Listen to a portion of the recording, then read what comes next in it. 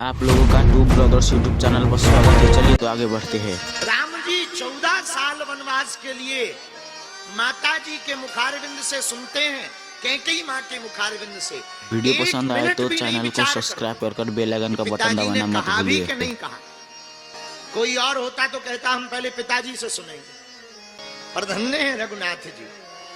हाथ जोड़कर बोले मैया, अगर हमारे तात को हमारे बन जाने में प्रसन्नता है और आपको वचन दिए हैं, तो माँ इससे बड़ा कोई दूसरा सौभाग्य नहीं होगा। वो बालक धन्य है जो माता पिता के वचनों पर अपने जीवन को जी सके। धन्य है राम जी, कितना ऊंचा आदर्श है। राम जी जैसा चरित्र पूरी पृथ्वी पर खोजना कठिन है। इसलिए भारत के लोगों, तुम अपने बेटा और बेटी को बचाना चाहते हो तो रामचरितमानस का आधार पकड़ो। ये वही राम है जिनके आदर्श की महिमा का मंडन स्वयं लंकाधिपति रावण करता है। ये वही राम है आहा कि मंदोदरी गदगद हृदय से राम जी की प्रशंसा करती। कथा कहती है कि जब रावण मर गया तो रावण गिर पड़ा, रात्रि काल हो गई।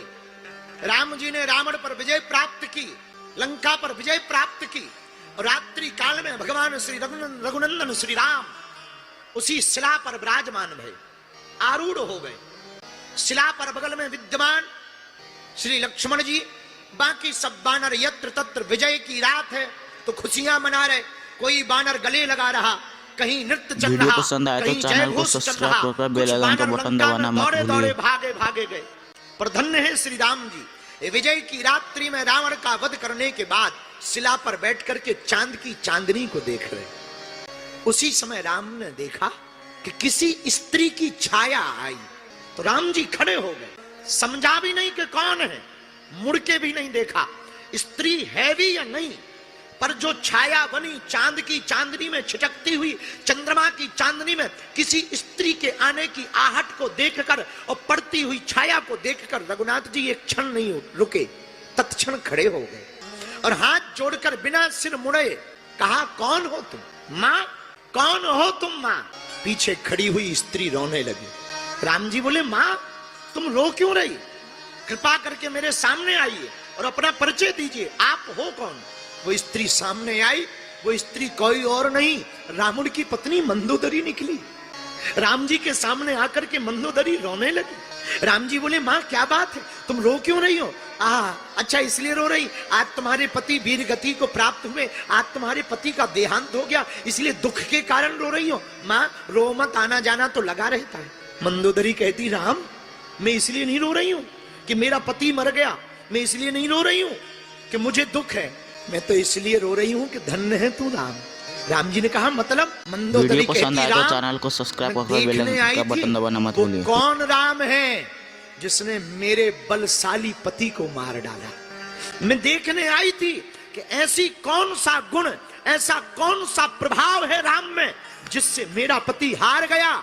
इतना बलशाली, जब वो चलते थे तो तीनों पृथ्वी डोलती थी, तीनों लोकों में हाहाकार मचती थी। मैं देखने आई हूं उस राम में ऐसा क्या है, ऐसी क्या खासियत? जय श्री राम। हाथ जोड़कर कहा, मां अच्छा बताओ, तुमने मुझे देख तो लिया ही है, बताओ तुम्हारे पति में और मुझ में तुलना करो, ऐसा क्या है कि मैं जीत गया और तुम्हारा पति हार गया?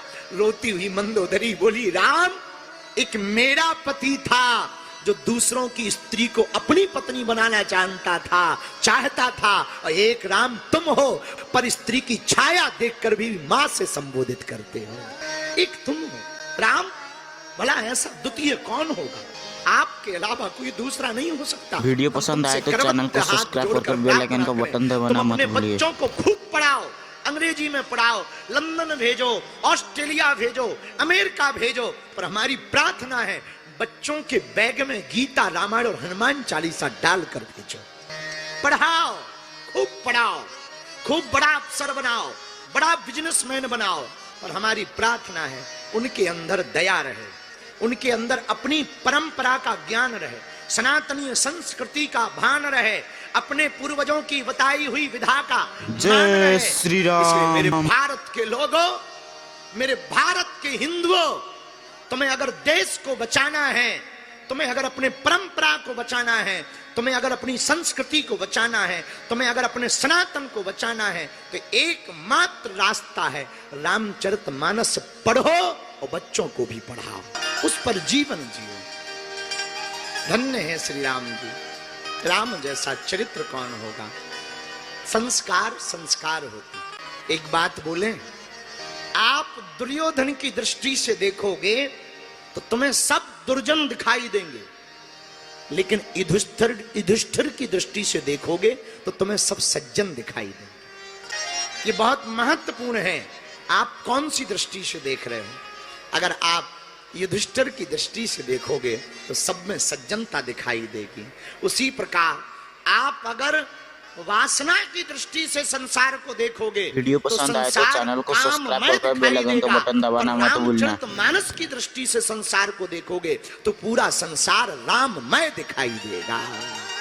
राममय देखने के लिए आहा, हनुमान जी की आंख जरूरी है। राम जी को देखने के लिए हनुमान जी की दृष्टि जरूरी है। हनुमान जी की दृष्टि हनुमान जी को तो जहां तहां जय श्री राम। हनुमान जी को तो केवल राम दिखाई पड़ते। इतने तल्लीन श्री हनुमान जी राम राम में रहते। आहा, जब देखो तब सीताराम सीताराम सीताराम सीताराम सीताराम, और कोई बात नहीं, सीताराम सीताराम। एक बार नारद जी को बड़ी चिंता भई, तो नारद जी आए, महाराज आप एक बात बताओ, आप भगवान के सबसे बड़े भगत हो या हम या कोई और। हनुमान जी बोले, भैया हम तो ज्यादा नंबर में पढ़ते नहीं है कि कौन 1 नंबर पे है कौन 2 नंबर पे है।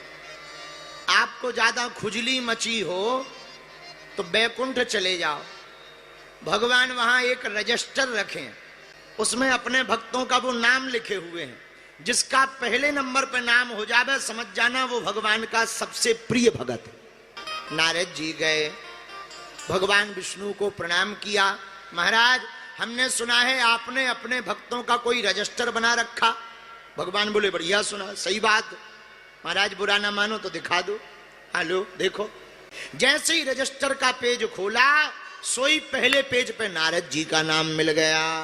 नारद जी तो फूले नहीं समाये, एकदम भीतर से बिल्कुल रसगुल्ला हो गए। पर पूरा रजिस्टर खंगाल मारा, हनुमान जी का नाम ही नहीं मिला। सुमन में सोचने लगे, पसंद आए तो चैनल को सब्सक्राइब करके बेल आइकन का बटन दबाना मत भूलिए। ब्लैक लिस्ट में डले हैं, इनका तो नाम ही नहीं है, अपन तो पहले नंबर पे। भागे भागे आए हनुमान जी के पास। हनुमान जी बोले, कहो नारद जी नाम देखो।